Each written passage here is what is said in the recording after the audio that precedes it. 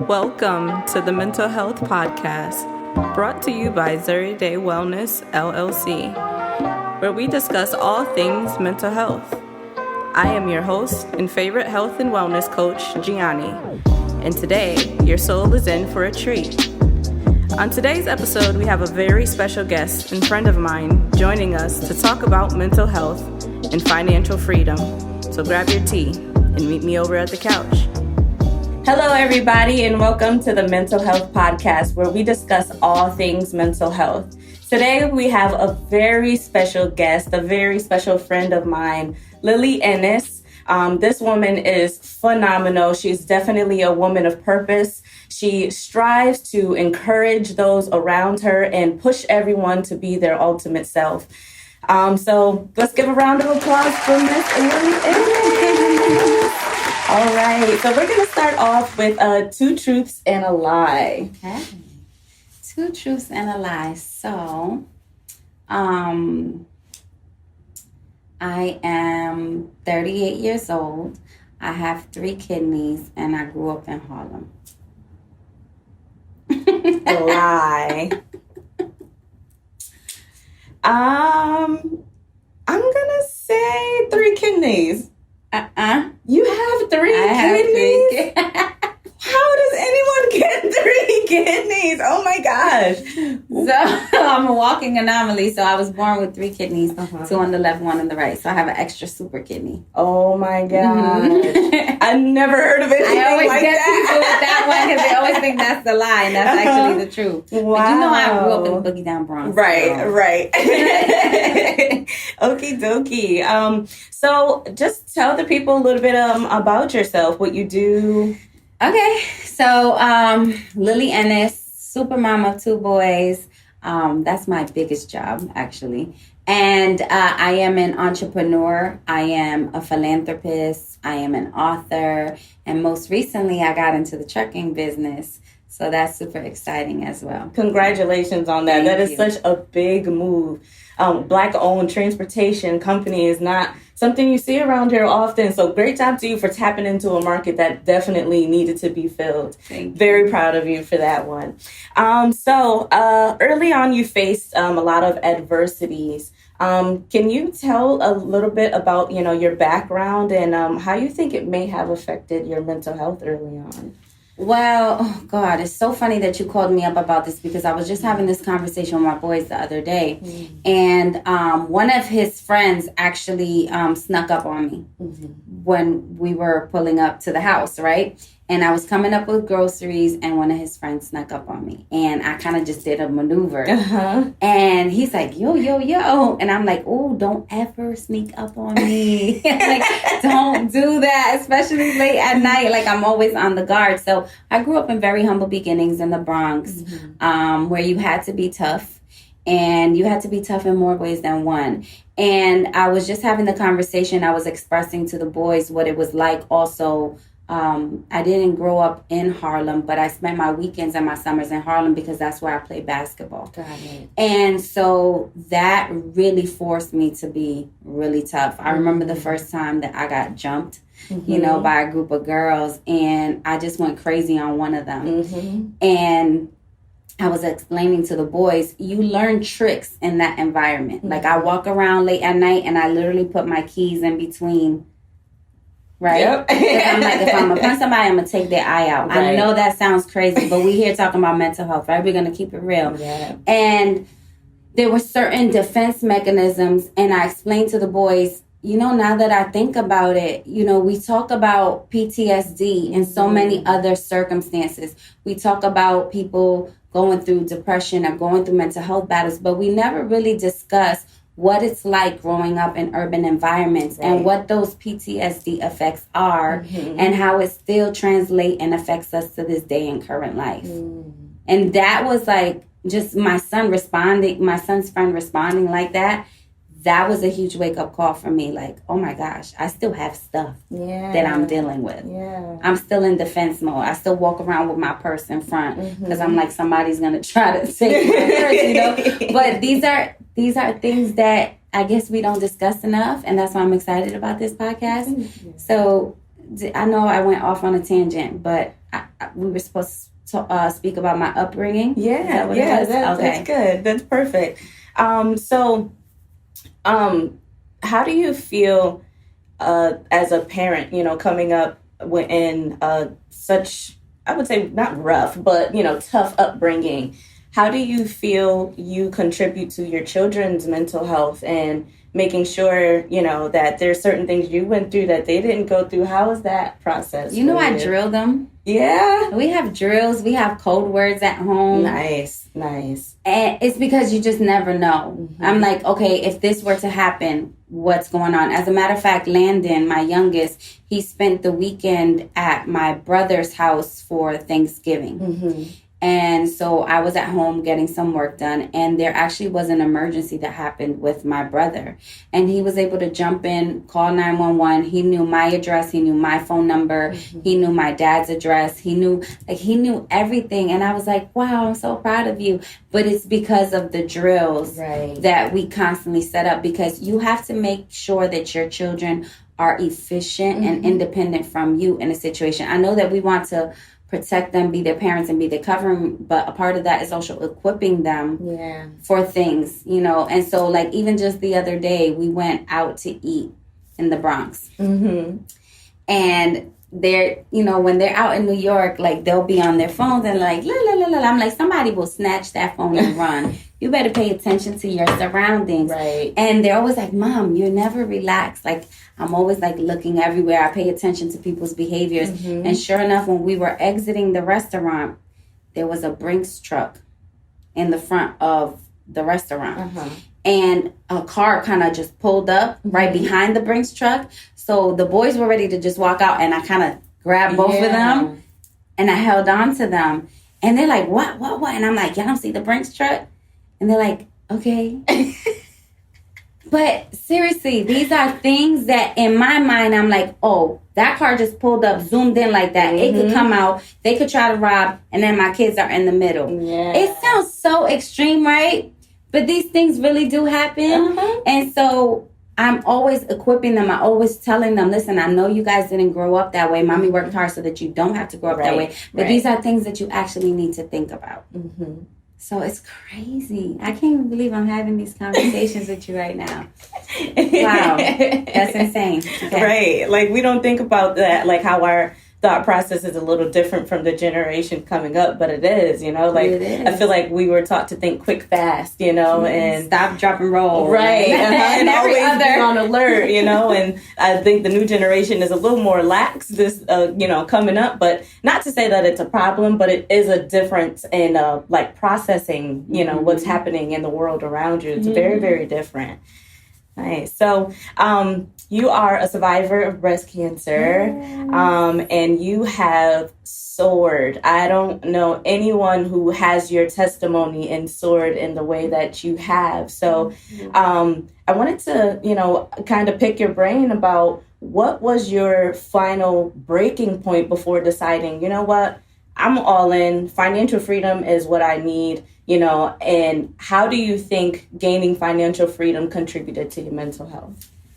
Well, I would say experiencing a scare like breast cancer was a huge mental health factor. Mm-hmm. Because when you go through something that you think will literally take you out, every day after that is a gift. Mm-hmm. And that's how I looked at it. It was like, oh my gosh, this thing is here. I'm a mom of two. Mm-hmm. I have to, everything about me wasn't, when I was battling cancer, wasn't even about making sure that I was healthy. Mm-hmm. It was making sure that they would be okay.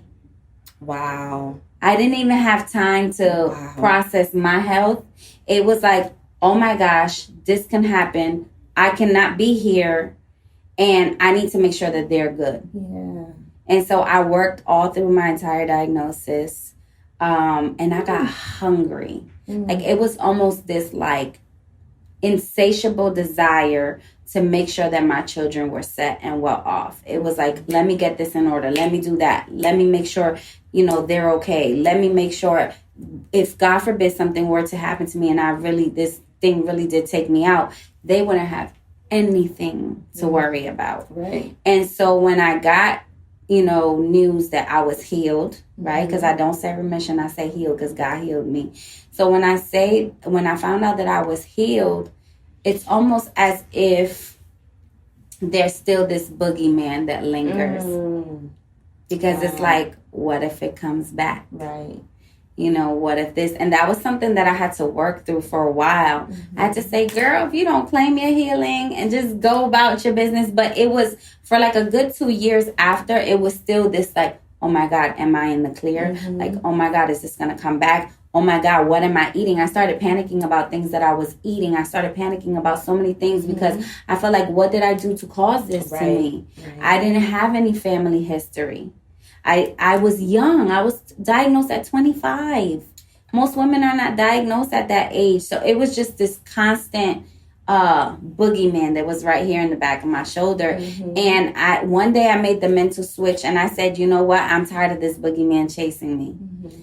I'm going to execute. I'm going to live my best life. I'm going to be proactive because prevention is better than cure. Absolutely. And I said, that's when I really started working with the American Cancer Society, fundraising, taking ownership of what I had experienced, but saying I'm going to be proactive in someone else's life to make sure that the research is there, because women at the time were having a recovery rate, I want to say of about in the 70s percentage.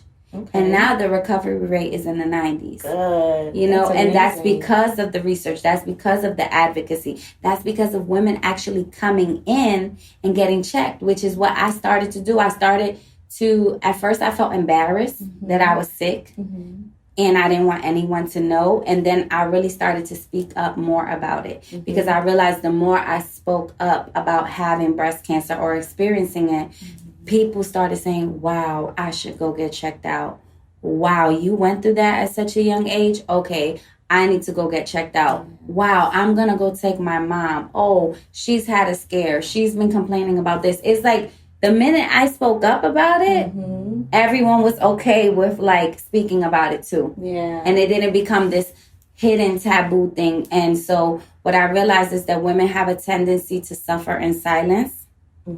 And I wanted to be this platform that created a safe space to say it's okay to own what you're going through.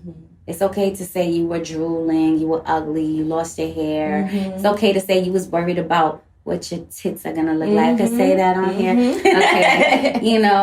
It's okay to worry about whether you were going to have a wig or a weave. Like, it's okay to process all these things. Like, am I going to be ugly? Is my skin going to look the same? So much changes about us. Yeah. And so I'm glad that I had that experience, because then that experience really molded me to be hungry as far as financial freedom. I said, I'm never going to be broke. I don't care what situations arise. I'm never going to be broke. Like, I don't care. I'll adapt. I'm never going to be broke. And you know that about me. She stuck true to that word to this day, y'all. I'm never going to be broke. That's amazing. I love how you said, once you go through something that you think is gonna take your life, every day after that is a gift, because it absolutely is. And for people who don't go through things that extreme, I'm not sure that they look at life that way. So, it's really amazing to hear your perspective coming out on the other side. And I think it's kind of culturally appropriate for us women of color to be pushed throughers, and so for you to say, I didn't even have a moment to think about myself. I was thinking about my kids. I was making sure everyone else was going to be okay. That is amazing. It's so amazing. I'm glad you made it through. I'm so glad you made it through, because you have so much to offer the world, and the world wouldn't be the same without Lillie Ennis. Okay. Thank you so much. So we know financial success comes with a mindset, right? So what do you feel? What mindsets or paradigms did you have to let go of in order to get to where you are now? So I have this saying, and so when I talk to my mentees or when I talk to them, I always express to them, when I'm talking to you, I'm talking to me too. Because at some point I had to talk to me and say these things too. I get that from my mentor, Johnny Wembry. And so I know a lot of times some of the things I say can be rough and abrupt. But sometimes that's how life has to be. The Band-Aid hurts less when you just rip it off. Absolutely. Right? And so one of the biggest paradigms that I had to shift, and you hear me say it often, is a closed fist can't open to receive. And so I remember going through challenging hurdles, you know, even being sick, my house going into pre-foreclosure, losing my job. I'm talking about I went through a season where it rained and poured. Okay? And, you know, going through all of that, I started to like penny pinch. It was just like, oh my God, I have to budget myself. Oh my God. I kept saying, oh, I don't have the money to do that. Friends will offer me to go out. I don't have the money for that. Even if I didn't have the money, I shouldn't necessarily speak that and give it that much life. Absolutely. And so a lot of times I feel like we make our debt our God. And that's a form of idolatry because you're making it so much bigger than it deserves to be. And so I would say no. I would restrict and say no and say no and say no and say no. No, I can't do that. No, I can't spend on this. No, no, no. Oh, that's not smart to do that. And one day I just like had a breakdown. I was crying. I was like, I'm tired of saying no. Yeah. Like, I'm tired of saying no. I'm tired of playing it safe. I don't want to do that anymore. How can I have all these ideas and God's given me all these ideas, but then I'm kind of scared at the same time? Girl, the parachute don't open if you don't jump. Like, that's a fact. Just do it, you know? And I'm like, you can't be this coach. You can't tell people to do things or great exploits if you're not doing it yourself. And so I started saying yes. Like, my best friend will call me and say, oh, you want to go to Mexico next month? Now, the bank account wanted to say, no, you ain't got no business going to Mexico next month. But my mindset said, start being bold and start saying yes. And watch the universe conspire to give you everything that you want. Watch God conspire to give you everything that you want. So I said, you know what? Yeah. And I'm going to figure it out. And I started saying yes. I started opening up my fist. I started spending money. I started supporting other entrepreneurs that I was just like, Lord, okay, this is my last $20, but I'm going to buy this jewelry from this girl because I just want to show the love. And I just want to, it's important not only that you spend your money, but the energy in which you, and the empathy in which you spend your money with, right? And so I feel that when I was spending money, even when it was about to be my last, I just kept saying yes, yes, yes. I feel like I was almost in essence sowing seeds. Wow, that's beautiful. And so I was sowing seeds and I was saying yes and I was saying yes and I was saying yes. And ultimately, then God said, well, it's time to collect. You sowed the seeds. You said yes. You spent the money. You just been moving in an action. And as an entrepreneur, I reached a point where it was time to collect and I started collecting. That's beautiful. That's amazing. That's amazing because it's like the opposite of what we're taught. It is. It's a complete opposite. But that's where the results come. Yeah. Because whatever you really taught and conditioned to do is to restrict you. You got it. See, Lillie, you always on time. You are always on time with the messages, girl. Yes, that is beautiful. Awesome. So for every entrepreneur out there that may be watching this, what's one thing you want to either encourage them or kind of help them along? If you had a message for all the entrepreneurs out there watching, what would you give to them? I said this the other day in an interview and it really resonated with a lot of people. Stop living beneath your privilege.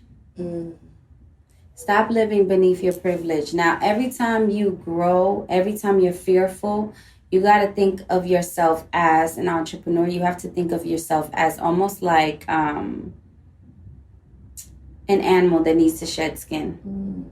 So every time there's a fear, that's a skin that needs to be shed.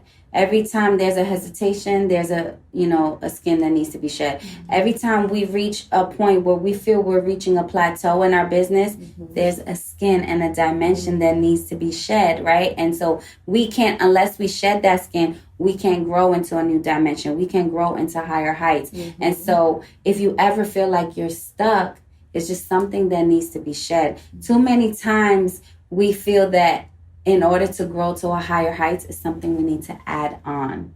True. But I feel that a lot of times it's a lot of stuff that we need to unpack, take off, right? So a lot of the growth that you need sometimes is unlearning certain behaviors to then relearn better ones. Because we've been conditioned. Remember, I say this all the time in my presentations. Go to school, get good grades, and get a good job. Money doesn't grow on trees. Money can't buy happiness. And if it's too good, it's too good to be. True. Why do we all know that? Right? Yeah. So these are the paradigms that we need to unlearn and then relearn some new ones, like the Lilyisms. Fortune favors the I don't know bold. Bold. Fortune favors the bold, right? So there's new things that we need to learn. So there's some skin that we need to shed. Right. So that we can grow into higher heights. So it's not necessarily entrepreneurship. Sometimes people just want to study it. Yeah. They're like, I want to take a class. I want to learn this. I want to do that. Maybe before you learn a new skill or take a new class, maybe it's some things that you need to unlearn before you do that. That's amazing. That's beautiful. We got to unpack and shed to be free. Rise up higher. Let go of some levels. Right. Take yourself higher. Well, thank you so much, Lillie, for your time. I don't know about you guys, but I definitely got some gems. This might have been just for me. It might not have been for the world. It may have been just for me, but I am very grateful for your time. Thank you for it's a privilege to be on your podcast. So thank you for thinking of me. Of course. All right, guys. So that's it for Lillie Ennis. Please tell the people where they can find you. My website is www.thelillyennisgroup.com, and that's spelled THELLIEENNIS group.com. And I'm available on all social media platforms, Lillie Ennis, LILLIEENNIS, or First Lady Lillie. And just remember that Lillie is spelled LILLIE. Okay? And don't forget, if you don't know already, she has an amazing book out called The 10 Glam Commandments. Very inspiring book. I swear it'll have you checking yourself. I hope you have a workbook following this book because it's definitely a lot of reflective moments where you just got to write. You just got to take out a piece of paper and write. So yes, please look up her book, 10 Glam Commandments. Follow Lillie Ennis. Thank you again for your time. It's been great. Bye, guys. Bye. Wow, what an inspirational conversation. Lillie Ennis, you are a powerhouse. We are so thankful for you taking the time out to drop some gems in our pockets. We thank you for listening to the end, and we hope you return next week for another episode of the Mental Health Podcast. Before you go, be sure to check out our store and website for more news at ZuriDayeWellness.com. Peace and blessings.